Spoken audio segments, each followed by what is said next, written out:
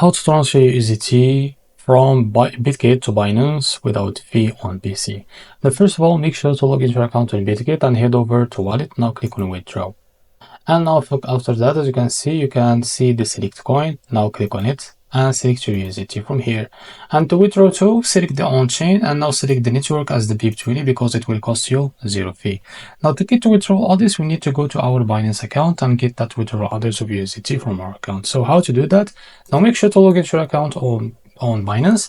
Now head over to your wallet here and click on spot, and after that click on deposit, and as you can see here, click on deposit clip. Now in the search, you can search for your token. In this case it will be USDT, and now select the network as the BIP20 as you set it on the Bitget.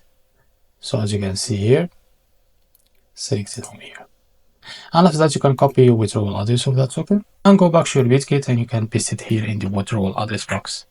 After that, click on next, and as you can see here you can set the amount that you want to transfer, and now here click on withdraw, and in about a few seconds to a few minutes you will be able to receive your token on your Binance account.